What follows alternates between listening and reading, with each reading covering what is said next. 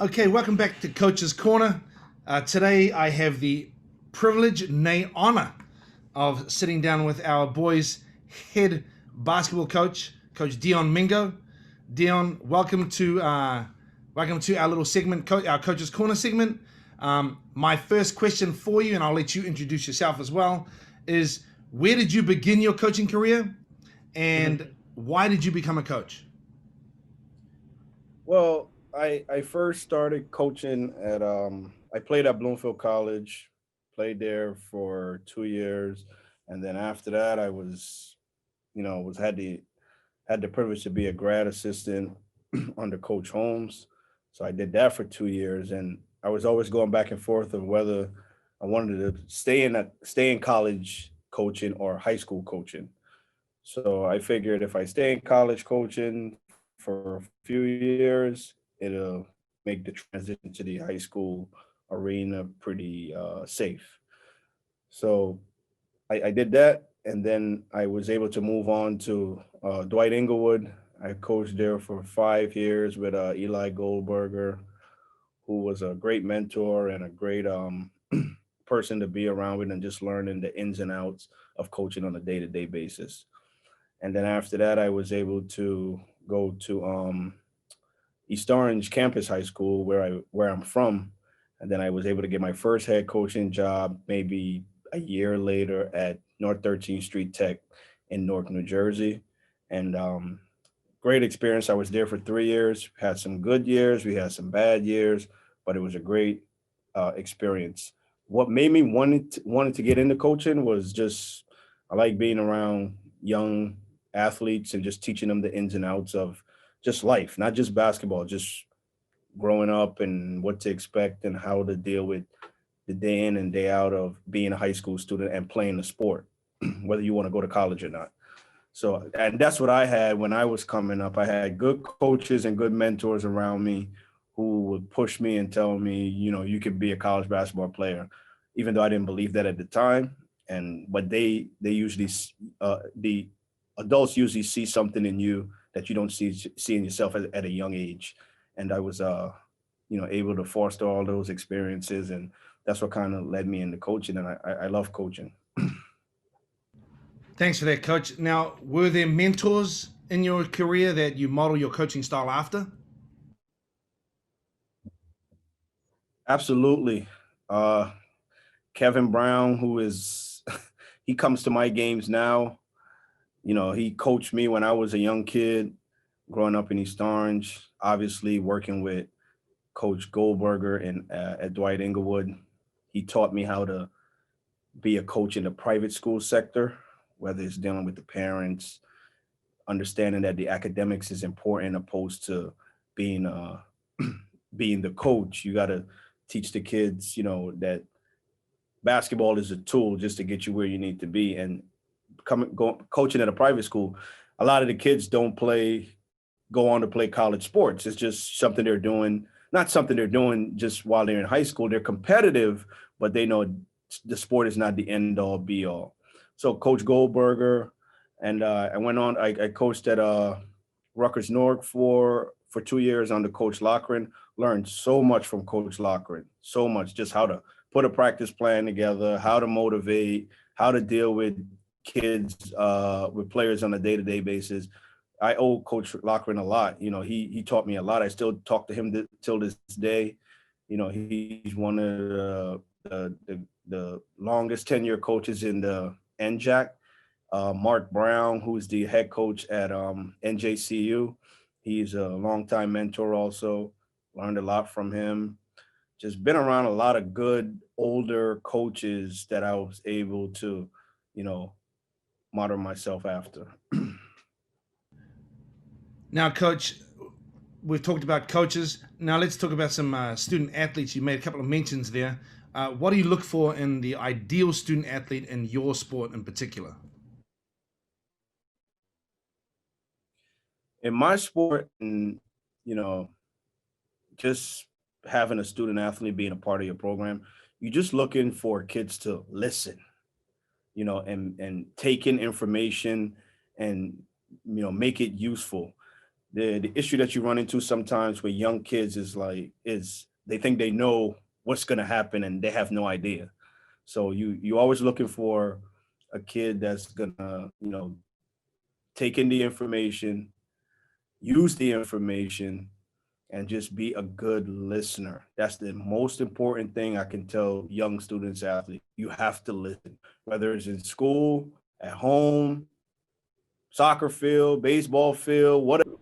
So listening is a big component, along with the work ethic and things of that nature. But in order to, have a really good work ethic and just be a really good student athlete, I really believe that the listening component is a really, really big factor. So, Coach, what values do you instill in your players? Just accountability, being on time, being a good teammate, being a good person. Those were the values that was instilled in me as a player and as a coach, because ultimately I'm responsible for student athletes, for minors, children, for a certain amount of time out of during the day. So you want to be accountable. You want to show up on time. You want to do certain things. So, you want to model what you're teaching. So things like that, just being accountable and holding, people to a higher standard. And we at North Academy, we got, kids that, they do all these things. They follow all the directions. These are great academic kids. And, as far as getting homework done, whether we have a game afterwards or begin a game before, there's guys in the stands doing, work, homework, or going over something they have to do for school. And that's a sign of accountability right there. So, I'm just blessed and fortunate that I have kids who understand the importance of the academics and what they have to do. And that obviously that carries over on the basketball court also. Absolutely. So this is the question that everybody just sort of sighs at. So how has your program been impacted, and how has it handled the difficulties of 2020? Yeah, it's COVID. It's a rough time for everybody. Can't practice, can't work out, can't get any running in. You can't meet with the team as a group. You can't do pretty much anything, and that's a good thing. It sounds bad, but at the same time, your kids are safe and they're going to get a chance to come back in the gym, hopefully January 11th when we get a chance to come back. But, we have Zoom workouts with our coach Yoser, who does a great job for us with all our sports team, whether it's in the fall, spring, whatever the case is, winter. He makes sure our kids are in some type of condition, shape or whatever. But I miss being in the gym with the players, working with them, even yelling at them, whatever. I just miss the gym, but I can't wait to get back. I know they can't wait to get back, but I understand COVID is a tough time, but I am not opposed to the way that Governor Murphy and is handling things right now, shutting things down. That's what we need to do to get to where we need to be. And our school has been doing a great job, starting with yourself, just making sure everybody is held accountable, sanitizing, things like that. So you and Liz continue to do what you guys need to do. Mr. Austin, Lisa Grider, everybody's on board with doing the right thing. So it's impacted us all negatively. People have lost loved ones and things like that. But to combat things getting worse, I think we're heading in the right direction. So, Coach, you've been at Newark Academy for a few years now. So, why should a prospective student join Newark Academy, especially if they're an athlete? Why should they join Newark Academy? Well, Newark Academy has so many different things to offer other than athletics. We have a great music program. We have a great academic situation. We have some of the best facilities in the state of New Jersey. And, we're up and coming as an athletic, institution, whether it's in fencing, track and field, girls basketball, boys basketball, football. It's all a process. It takes a while. And I think sustainability is a big thing with, our coaches, retaining our coaches and making sure there's some type of normalcy for the kids for over 8 to 10 year period, whatever the case is. But academically is, second to none. Athletically, we're getting where we need to be, and we're just going to build this thing up. And it's a great opportunity for any kid, whether you're entering in the sixth grade or you're coming in as a transfer or you're coming in as a ninth grader, whatever the case is. You'll get a lot of love. You'll get a lot of respect from the faculty, from the athletic department.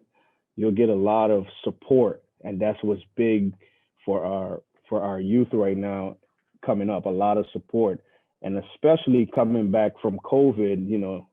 It's a lot that kids are going through right now with remote learning. It's tough. But I think North Academy has been doing a great job as far as helping the kids remotely or kids who is going in person, things of that nature. So whether you come here to play sports, you're going to have a great experience. If you come here just to be in the academic arena, you're going to have a great experience.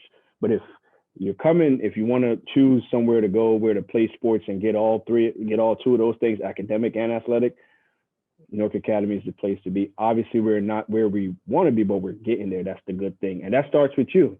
You're making some changes and doing some things that all of the coaches talk about, and we like it.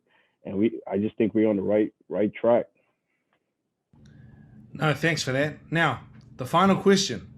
What piece of advice would you give to a young coach who's just starting their career? Well, what I had to learn was coming in as a young coach, as a 24-year-old guy coaching, whether it's high school or college kids, you have to be patient, and you have to be able to relate to the kids. It's a different generation. There's some kids you can ring them out, and there's some kids you have to put your arm around their shoulders and talk to them, or whatever the case is. So my advice would just to be patient, develop some type of relationship with your players, and whether it's the soccer coach, the football coach, the fencing coach, the music teacher, form some type of relationship with everybody. It's all beneficial for the kid.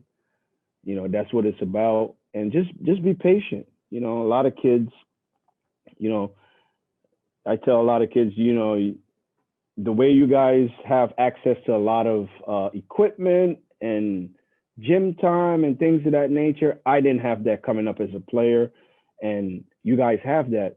So you have to use it to your advantage, and don't compare yourself to this generation. Well, you guys didn't do this like that. It doesn't matter. That doesn't matter what you did to what they're doing now.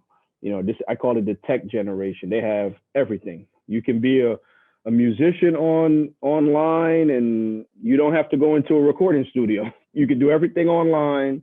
You can, start your own company on everything. They have it the best.